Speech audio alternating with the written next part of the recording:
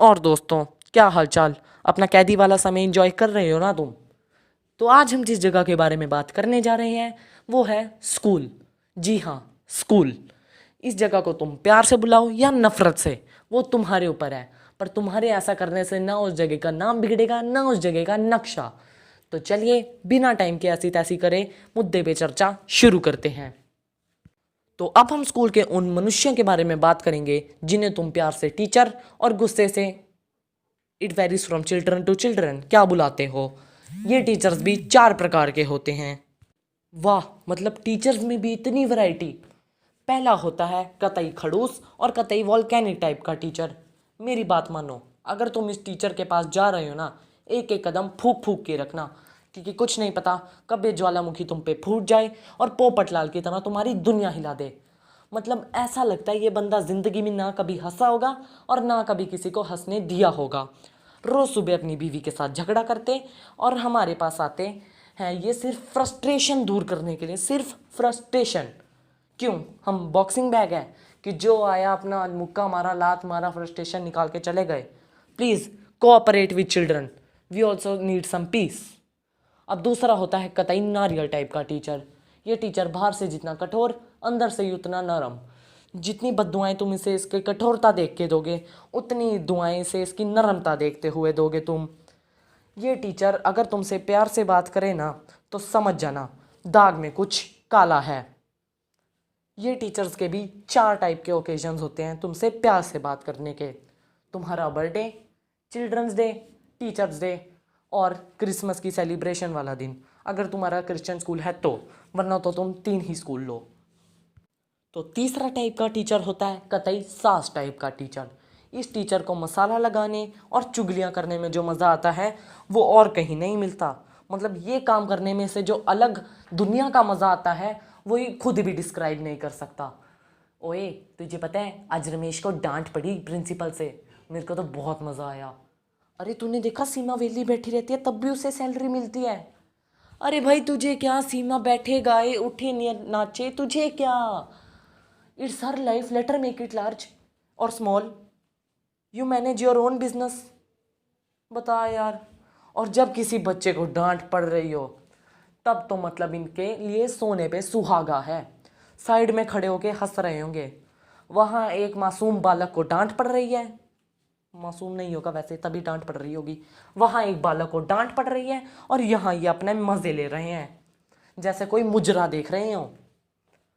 अब चौथे प्रकार का टीचर, ये टीचर बहुत ही मतलब बहुत ही प्यार करते हैं आपसे। इनकी और आपकी जोड़ी जैसे जेठालाल और बबीता। मतलब ये तो आप पे कभी गुस्सा करते ही नहीं, और कभी गुस्सा करते हैं तो समझ लीजिए आज किसी की शामत आएगी ही आएगी और आज इनका मूड खराब है। और अगर ये गुस्सा करते हैं तो ये पूरी दुनिया को उलट पुलट कर सकते हैं। तो अब हम आते हैं उन बच्चों के बारे में बात करते हैं जिनकी वजह से ये स्कूल बनता है। बच्चे भी टीचर से पीछे नहीं, बच्चों की भी बहुत वेराइटीज़ होती हैं। बहुत मतलब तीन ही होती हैं पर ये भी बहुत होती हैं। अब पहले प्रकार के बच्चे हैं फर्स्ट बेंचर, कतई पढ़ाकू कतई किताबी कीड़े। मतलब ये तो ऐसा लगता है कि पैदा भी बीबीसी और एनसीईआरटी लेके ही हुए होंगे ये। मतलब ये टीचर के भी बहुत बड़े चमचे होते हैं। अगर टीचर कहे ना मेरे को डस्टर चाहिए, टीचर के बोलने से पहले अपनी तशरीफ टीचर के सामने सजाएंगे, वो भी डस्टर के साथ।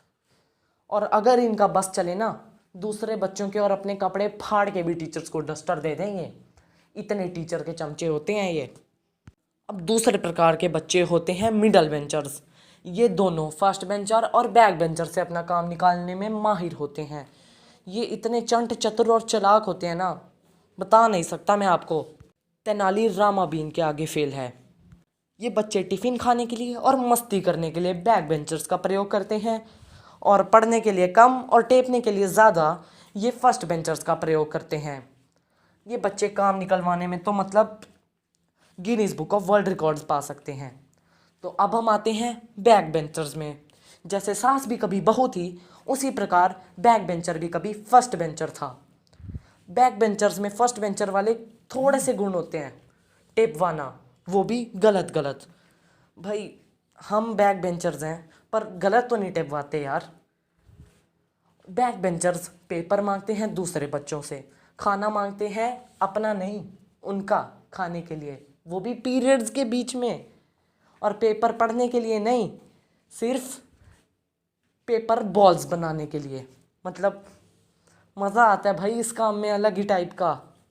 और बैक बेंचर्स ही वही प्राणी होते हैं जो शरीफ बच्चों की क्लास में गालियों का इजाद करते हैं।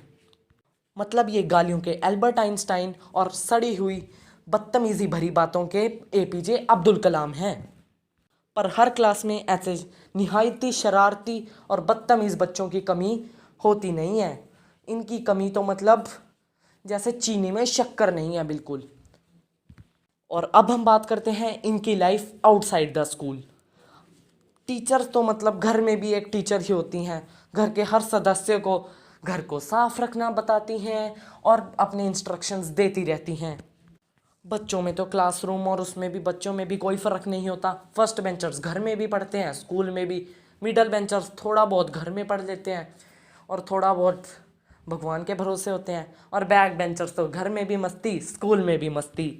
और अगर गलती से बच्चा अपनी फैमिली के साथ घूमने गया है और उसे उसकी कोई भी सब्जेक्ट टीचर या क्लास टीचर टकर जाए, तो मतलब उस बच्चे के लिए वो दिन डूम्सडे के बराबर माना जाएगा। और बच्चे के लाख बारी मना करने पे भी मम्मी तो खास करके ज़रूर ही जाएगी टीचर से मिलने। Hello ma'am, house you doing. और फिर ऐसा तो हो ही नहीं सकता कि टीचर बच्चे की तारीफ़ कर दे। कमी तो निकालनी ही निकालनी है, मतलब किसी तरह उस बच्चे को डांट पड़वानी ही है। सो गाइस, मैं एंड में बस यही बोलना चाहूँगा कि ये जो स्कूल टाइम का फेज़ होता है ना, इसे पूरी तरह से इंजॉय करो यार। मतलब यही एक टाइम होता है जब आप टेंशन फ्री रह सकते हो, क्योंकि उसके बाद तो कॉलेज की पढ़ाई की टेंशन, स्ट्रीम कौन सी चुननी है, उसके बाद जॉब की टेंशन, नौकरी की टेंशन, छोकरी की टेंशन, बहुत ही टेंशन भरा होता है। फिर तो फैमिली की टेंशन।